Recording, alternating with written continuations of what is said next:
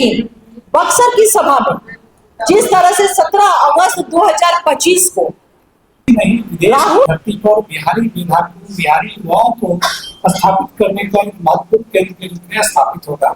साथियों, आपको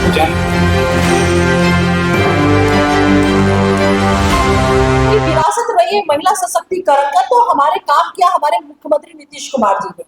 अति पिछड़ा वर्ग के लिए काम किया है, शराबबंदी पे काम किया है, तो वो हमेशा उनकी विरासत को उन्होंने आगे बढ़ाया है। लेकिन बक्सर की सभा में जिस तरह से 17 अगस्त 2025 को राहुल गांधी, देश के नेता प्रतिपक्ष राहुल गांधी जी को जननायक की जो उपाधि दी गई, यह उपाधि कैसे दी गई, यह तेजस्वी यादव जी को बताना चाहिए, उसको एक्सप्लेन करना चाहिए।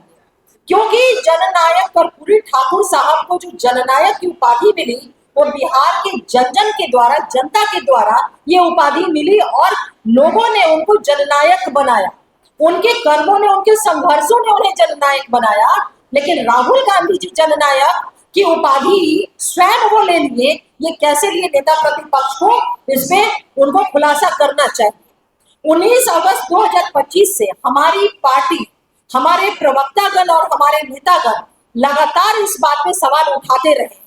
लेकिन खुशी हम लोगों की इस बात की है, और वाकई में बिहारी होने के नाते और जनता दल यूनाइटेड के सिपाही होने के नाते हम लोगों को गर्व इस बात का है कि कल देश के माननीय प्रधानमंत्री जी ने भी इस बात को, बिहार की जनता को सतर्क रहने का उन्होंने निवेदन किया और इस बात को उठाया कि जननायक की उपाधि चोरी की गई है। तो ये हम लोग की फख्र की बात है कि जिस सवाल को लेकर के हम लोग 19 अगस्त से करते रहे हैं, देश के प्रधानमंत्री जी ने भी इस सवाल को उठाया है। देखिए, लगातार हमारे माननीय मुख्यमंत्री नीतीश कुमार जी ने जननायक की विरासत को मजबूत किया है। देश में जब सरकार बनी हमारी केंद्र में, 2 मंत्री जनता दल यूनाइटेड के खाते में आया कि 2 मंत्री जेडीयू से बनेंगे। उसमें एक मंत्री अति पिछड़ा वर्ग का आदरणीय श्री रामनाथ ठाकुर जी को बनाया गया। इसे कहते हैं जननायक का सम्मान। इसे नहीं कहते कि आप उपाधि को आप चोरी कर लीजिए।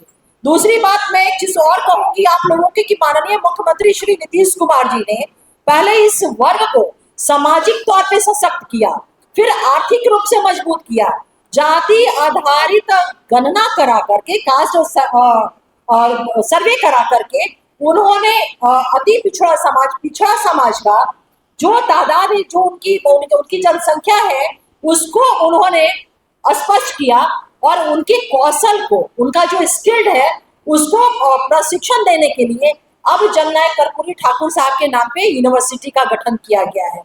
तो हम यही कहेंगे कि जब से हमारी सरकार बनी 2 दशकों में करीब 50 लाख रोजगार, हमारे आदरणीय नेता नीतीश कुमार जी के नेतृत्व में सरकार है, करीब 50 लाख रोजगार का सृजन किया गया, दिया गया, 10 लाख से ज्यादा नौकरियां दी गई। तो हमारी सरकार लगातार इस दिशा में काम कर रही है। तो जो उपाधि चोर लोग हैं ना, जननायक का जो उपाधि चुराए हैं, एक तो पिछड़ा वंचित शोषित तबकों के लिए इन्होंने कोई काम कभी नहीं किया, हमेशा उसकी मुखालफत किया, हमेशा इस वर्ग के खिलाफ भी इनकी नीतियां और इनके निर्णय हमें देखने को मिलते हैं। और जो संघर्ष से हमारे गुदड़ी का लाल, झोपड़ी का लाल, गरीबों, वंचितों, शोषितों का मसीहा जननायक कर्पूरी ठाकुर साहब को जो उपाधि मिली थी, उस उपाधि को भी इन लोगों ने चुराने का काम किया है। नेता प्रतिपक्ष तेजस्वी यादव जी को इस पे स्पष्टीकरण देना चाहिए। मैं आगे की बातों को, जो यूनिवर्सिटी और हमारा जो स्किल्ड ट्रेनिंग प्रोग्राम है, डेवलपमेंट है, इस पे आगे की बातों पे मुखातिब होने के लिए मैं अपने किशोर कुणाल जी, जो मीडिया पैनलिस्ट है हमारी पार्टी के, उनसे मैं निवेदन करूंगी कि वो आपसे मुखातिब है। धन्यवाद। और माननीय नीतीश कुमार जी ने अपने कार्यों की बदौलत देश और दुनिया में एक ऐसा यूनिवर्सिटी के तौर पर स्थापित करने का काम किया है, जो हमारे बिहार के बच्चों को देश ही नहीं, देश की धरती पर भी स्थापित करने का काम करेगा। मैं कुछ शब्दों के साथ आपको इस यूनिवर्सिटी के बारे में विशेष तौर पर बताना चाहूँगा। और कल का जो माननीय प्रधानमंत्री महोदय और माननीय मुख्यमंत्री महोदय के संयुक्त कार्यक्रम में बिहार स्किल यूनिवर्सिटी का स्थापित किया गया, वह यूनिवर्सिटी देश ही नहीं विदेश की धरती पर बिहारी युवाओं को स्थापित करने का एक महत्वपूर्ण केंद्र के रूप में स्थापित होगा।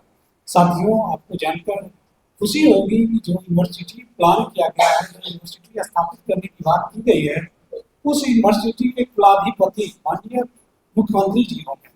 यह भी अपने आप में एक नई बात है। देश में कई सारे इसकी यूनिवर्सिटीज हैं, लेकिन बिहार का इसकी यूनिवर्सिटी अपने आप में एक अलग है। इसलिए अलग है क्योंकि माननीय मुख्यमंत्री जी कुलाधिपति होते हैं। जो कमेटियां बनाई गई है, उस कमेटी में अलग अलग विभाग, जिस विभाग को रोजगार देने का दायित्व है, जिस विभाग को स्वरोजगार क्रिएट करने का दायित्व है, उन विभाग के मंत्रियों को इस कमेटी का मेंबर बनाया गया है, शासी निकाय का मेंबर बनाया गया है, जिससे वो अपना काम कर सके। साथियों, जब स्किल डेवलपमेंट की बात आती है तो माननीय नीतीश कुमार जी ने पूरे देश को एक नया दिशा देने का काम किया है। जब बिहार नक्सलवाद से जूझ रहा था, उसी समय नीतीश कुमार जी ने 21 जनवरी 2006 को आपकी सरकार आपके द्वार के माध्यम से जहानाबाद के शिकारिया, जो बहुत ज्यादा नक्सल प्रभावित गांव था, उस गांव में स्किल ट्रेनिंग के माध्यम से स्किल ट्रेनिंग को आगे बढ़ाया गया। और अभी का दौर देखेंगे तो पूरा देश बिहार को फॉलो कर रहा है, बिहार के मॉडल को फॉलो कर रहा है। और आज हमने जो स्किल यूनिवर्सिटी की आधारशिला रखी है, वो स्किल यूनिवर्सिटी सेक्शन 15 के अंतर्गत रजिस्टर्ड है, जो देश ही नहीं दुनिया के टॉप इंस्टीट्यूशंस को ये अधिकार देता है कि बिहार का स्किल यूनिवर्सिटी देश के कई बड़ी यूनिवर्सिटीज के साथ टाइप कर सके, उनके साथ एग्रीमेंट कर सके, एमओयू कर सके, प्रशिक्षण कर सके, अनुसंधान कर सके और फैकल्टी का एक्सचेंज कर सके। तो मैं बिल्कुल स्पष्ट कर देना चाह रहा हूँ कि स्किल यूनिवर्सिटी जो माननीय मुख्यमंत्री जी नीतीश कुमार जी के दूरदृष्टि का परिणाम है, वह यूनिवर्सिटी पूरे देश के लिए एक नजीर के रूप में प्रस्तुत होगा। और बिहार के वो युवा, लगभग 58% वो युवा जिनकी उम्र 25 साल से कम है, अलग अलग विधा में आर्टिफिशियल इंटेलिजेंस हो या अन्य किसी ट्रेनिंग में ट्रेंड होकर देश और देश की धरती पर अपने स्किल का परचम लगाएंगे। इस तरह हम लोग चाहते हैं और हम जानते हैं कि नीतीश कुमार जी द्वारा स्थापित किया गया स्किल यूनिवर्सिटी कहीं ना कहीं बिहार में युवाओं के लिए संभावनाओं का एक नया द्वार खोलेगा और बिहार के युवा इसका बेहतरीन लाभ उठा पाएंगे। इन्हीं चंद शब्दों के साथ इस प्रेस कॉन्फ्रेंस को हम खत्म करना चाहते हैं। कुछ सवाल हो तो पार्टी कार्यालय में एक बहुत ही महत्वपूर्ण विषय पर संवाददाता सम्मेलन में आयोजित किया गया है। और आज की इस प्रेस कॉन्फ्रेंस में आए हुए हमारे प्रिंट एवं इलेक्ट्रॉनिक मीडिया के पत्रकार बंधुगण, छायाकार बंधुगण और हमारे आज के प्रेस कॉन्फ्रेंस में साथ ही हमारे मीडिया के पैनलिस्ट श्री किशोर कुणाल जी। कल बहुत ही खुशी का और गर्व का भी दिन हम लोगों के लिए रहा, बिहार वासियों के लिए विशेष तौर पे, कि कल देश के माननीय प्रधानमंत्री श्री नरेंद्र मोदी जी ने स्किल्ड यूनिवर्सिटी भारत रत्न जननायक कर्पूरी ठाकुर साहब के नाम पे हमारे माननीय मुख्यमंत्री नीतीश कुमार जी ने उन्हीं के नामकरण पे स्किल्ड यूनिवर्सिटी का कल उद्घाटन देश के माननीय प्रधानमंत्री जी के द्वारा किया गया।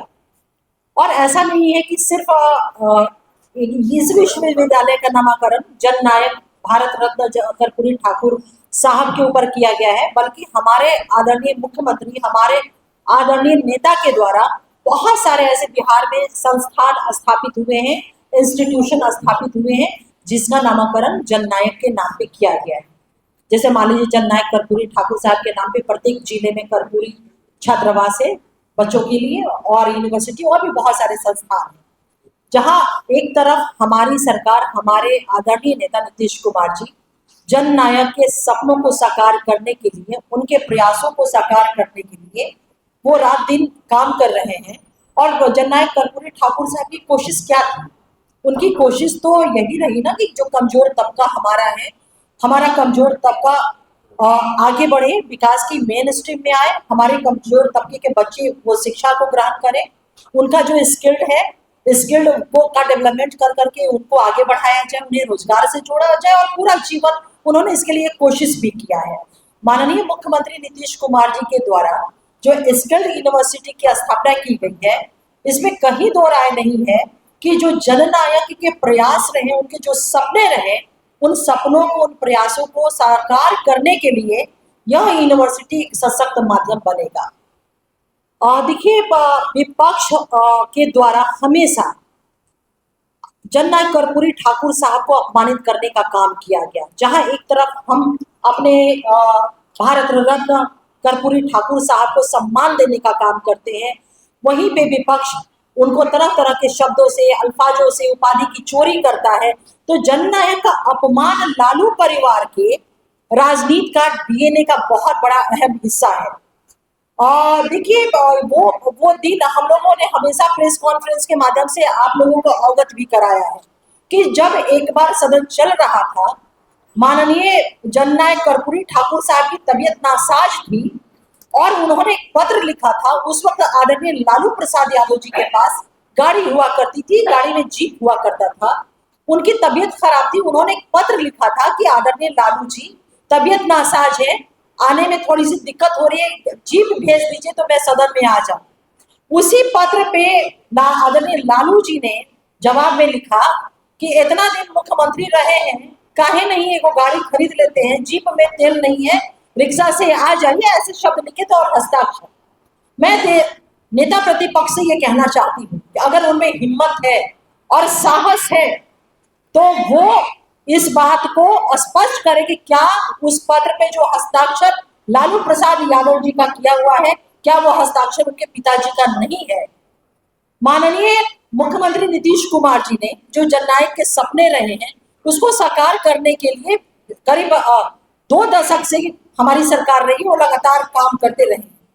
जननायक की अगर हम बात करते हैं तो हम कर्पूरी ठाकुर साहब को बहुत सारे काम के साथ साथ अति पिछड़ा समाज, महिला सशक्तिकरण, शराबबंदी को लेकर के और गरीब सवर्णों की दिशा में जो उन्होंने काम किया या उनका जो कंसर्न रहा, इस बारे में हम लोग विशेष तौर में देखते हैं और माननीय मुख्यमंत्री नीतीश कुमार जी ने उस दिशा में काम भी किया है, उनकी विरासत को आगे बढ़ाया है।